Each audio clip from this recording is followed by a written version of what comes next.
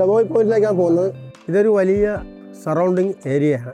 അങ്ങ് ദൂരെ ആൽബട്രോസ്, അതിൻ്റെ കടലിൻ്റെ അടിത്തട്ട് നമുക്ക് ശരിക്കും കാണാൻ പറ്റും. How to land the plane this slow. ഡെമോയ് പോയിന്റിലെ ആ ഹട്ടിലേക്ക് ഇവിടെ നിന്ന് നടക്കാൻ പോയി. അവർ അന്ന് ഇവിടെ കിടന്നിരുന്നത് പഴയ ഷൗൾസ്, ഒരു നല്ല ആക്സ് ആണിത്. ഇവർ പെൻഗിൻ്റെ കൂടെ നടന്ന് ഭക്ഷണം കഴിക്കുന്നവരാണ്.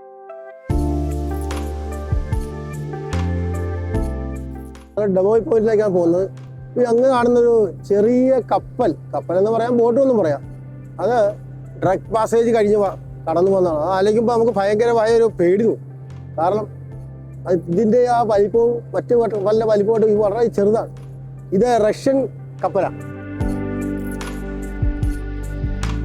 വലിയ നീളത്തിലൊരു കോട്ട കെട്ടിയിരിക്കുന്ന പോലെ, മഞ്ഞിൻ്റെ ഒരു കോട്ട പോലെയാണ് ഇത് കാണപ്പെടുന്നത്. ഇത് ശരിക്കും പറഞ്ഞാൽ മൊത്തം മഞ്ഞ് കവർ ചെയ്ത ഒരു ഭയങ്കര മതില് പണിത് വെച്ചിരിക്കുന്ന പോലെ. അതിൻ്റെ മുകളിലാണെങ്കിൽ ഈ പർവ്വതങ്ങളും പാറകളും ഒക്കെ നമുക്ക് കാണാൻ കഴിയും. ഒരു ശാന്തമായ കടലാണ് ഇപ്പോൾ.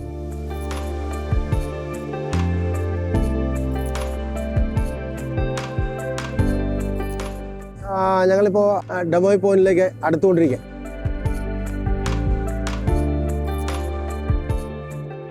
ഞങ്ങളിപ്പോൾ ഡെമോയ് പോയിന്റിൽ ഇറങ്ങി. ഇതൊരു വലിയ സറൗണ്ടിങ് ഏരിയയാണ്. മുഴുവൻ മഞ്ഞ് മൂടിയ മലനിരകളും അങ്ങ് ദൂരെ ആൽബട്രോസ് കിടക്കുന്നത്. നല്ല ഒരു വ്യൂ ആണ് ഇവിടെ നോക്കുമ്പോഴത്തേക്ക്. അപ്പോൾ ഈ തെളിഞ്ഞ കടൽ, അതാണ് ഇവിടുത്തെ ഏറ്റവും വലിയ പ്രത്യേകത. അതിൻ്റെ കടലിൻ്റെ അടിത്തട്ട് നമുക്ക് ശരിക്കും കാണാൻ പറ്റും. അപ്പോൾ ഒരു നല്ല തണുപ്പുണ്ട്, എന്നാലും നല്ല പ്ലസൻ്റ് അന്തരീക്ഷമാണ്. Used to be this hut you're going to see used to be kind of like the airport station, because over this ridge here on this glacier, that's where the planes from the British Antarctic Survey would land. And this was kind of like the airport station where people would wait for the plane, or after they disembark the plane they would stay here. Port Lockroy is on the other side of this place, so Port Lockroy is not far. And the planes would land here on their way to Rotterdam station, which is the next station. How to land the plane this slow? Very carefully. But yeah, they can use skis to land. Skis to land. അപ്പോൾ ഞങ്ങൾ ഡെമോയ് പോയിന്റിലെ ആ ഹട്ടിലേക്ക് ഒന്ന് ഇവിടുന്ന് നടക്കാൻ പോയി.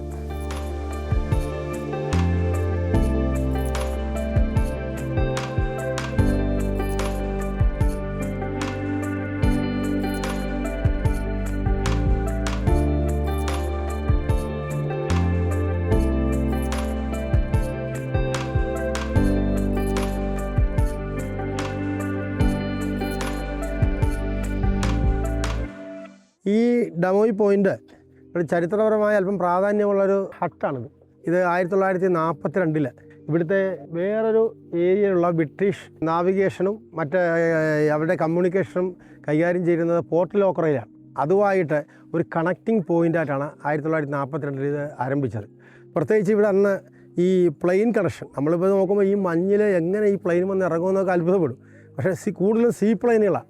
ആ പ്ലെയിന്, ഈ ചെറിയ ചെറിയ പ്ലെയിനുകൾ ഇവിടെ വരികയും ലാൻഡ് ചെയ്യുകയും പോർട്ട് ലോക്രോയായിട്ടുള്ള കണക്ഷൻ പോയിൻ്റായിട്ട് ഇത് പ്രവർത്തിക്കുകയും ചെയ്യുന്നു. അപ്പോൾ പല സാധനങ്ങളെ ഇവിടെ കൊണ്ടുവരികയും ഇവിടുന്ന് അങ്ങോട്ട് ലോക്രോയിലേക്ക് കൊണ്ടുപോയും തിരിച്ച് ഇങ്ങോട്ട് കൊണ്ടുവരികയും ചെയ്യും. അന്ന് ഇവിടെ ഉള്ളവർക്ക് താമസിക്കാൻ, ഇതിൻ്റെ ആയിട്ട് ഓപ്പറേറ്റിംഗ് സിസ്റ്റമായിട്ട് ബന്ധപ്പെട്ട് ഉള്ളവർക്ക് താമസിക്കാൻ വേണ്ടിയാണ് ഈ ഹട്ട് ഇവിടെ പണിതത്. അത് 1972 വരെ ഇത് പ്രവർത്തിച്ചിരുന്നു. അതിനുശേഷം ഇത് ഇപ്പോൾ ക്ലോസ് ചെയ്തു. ഇന്ന് ചെറിയൊരു മ്യൂസിയമായിട്ടാണ് ഇവർ ഇപ്പോൾ ഉപയോഗിക്കുന്നത്.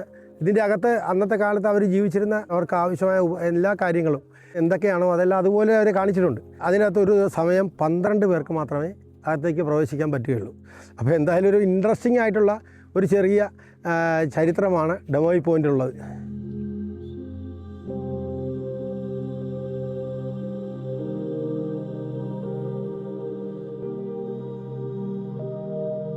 ഞാനിപ്പോൾ ഡെമോയ് പോയിൻ്റ് അകത്താണ്.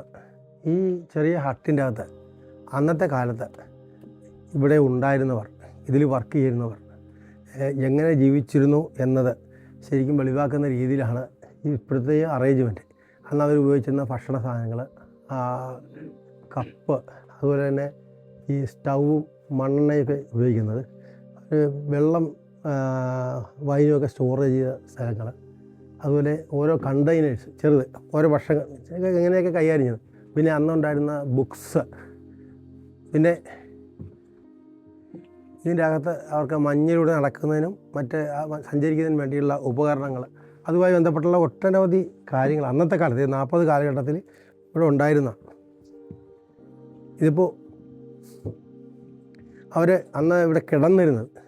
അപ്പോൾ ഇതുപോലെ തട്ടടിച്ച് എന്താണ് 1, 2, 3 ലെയറായിട്ടാണ് തട്ടടിച്ച് ഈ കട്ടിൽ പോയി ഇവിടെ കിടക്കുന്നത്.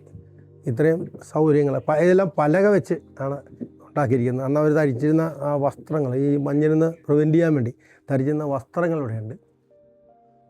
ഈ കാണുന്നത് അന്നത്തെ കാലത്ത് അവർക്ക് എല്ലാവർക്കും കൂടെ ഇരുന്ന് ഭക്ഷണം കഴിക്കാനുള്ള ഒരു പോയിൻ്റാണ്. ഇത് ഡെസ്കും ബെഞ്ചും മറ്റ് സോഫയൊക്കെ ഇട്ട് അത്യാവശ്യം നല്ല സൗകര്യത്തിലാണ് ഇത് ചെയ്തിരിക്കുന്നത്. ഈ മഞ്ഞ് മാറ്റാനും മഞ്ഞിനെ കവർ ചെയ്ത് ഈ വഴികൾ സുഗമമാക്കാൻ വേണ്ടി ഉള്ള ഷവൽസാണ്, പഴയ ഷവൽസാണ്. തടികൾ കട്ട് ചെയ്യാനും ഒക്കെ ഉള്ള ഒരു നല്ല ആക്സാണിത്.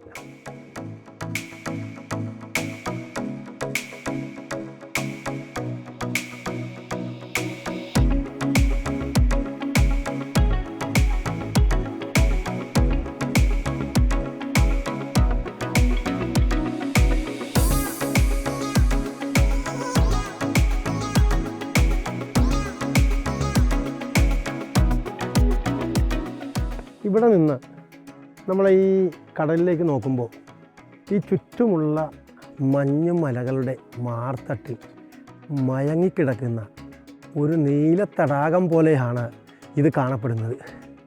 അപ്പോൾ ഇവിടെയും നമ്മുടെ അന്റാർട്ടിക്കയിലെ സ്ഥിരമായിട്ടുള്ള അന്തേവാസികൾ ധാരാളം ഇവിടെ കാണപ്പെടുന്നുണ്ട്. ഇവർ പെൻഗിൻ്റെ കൂടെ നടന്ന് ഭക്ഷണം കഴിക്കുന്നവരാണ്. സ്നോ ഷീ ബിൽസ് എന്നാണ് അതിൻ്റെ പേര്. ഇവിടുത്തെ ഈ മഞ്ഞ് മലകളിൽ കാണുന്ന ഒരു പ്രത്യേകതരം പക്ഷികളാണിത്.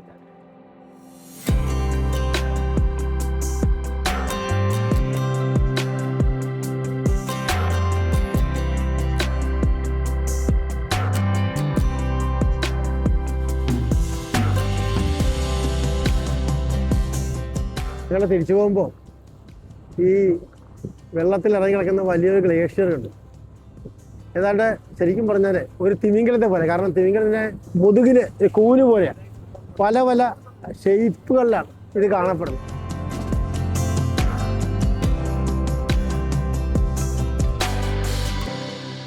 അമേരിക്കയുടെ റിസർച്ച് സെൻ്ററാണത്. ഈ കടൽ നല്ല റഫാണ്. അത് കാരണം ആ എക്സ്പെഡീഷൻ തന്നെയാണ് ഇപ്പോൾ ഓടിക്കുന്നത്. അപ്പോൾ എല്ലാവർക്കും ഒരു ചെറിയ പേടിയുണ്ട്. ഈ ഷീറ്റ് എന്ന് പറയുമ്പോഴത്തെ ഗാൽവനൈസ്ഡ് സ്റ്റീലാണ്. 2006 പെയിൻറ്റ് ചെയ്തതാണ് ഈ പെയിൻറ്റ്. 2 വലിയ ടാങ്കറുകൾ ഏതെങ്കിലും എമർജൻസി സിറ്റുവേഷനിൽ എല്ലായിടത്തേക്കും സപ്ലൈ ചെയ്യാൻ കഴിയും. ഭയങ്കര പൊക്കമാണ്. ഞാനിങ്ങനെ നോക്കണം. ഈ ബിൽഡിങ്ങിനകത്തെ ഗിഫ്റ്റ് ഷോപ്പുണ്ട്.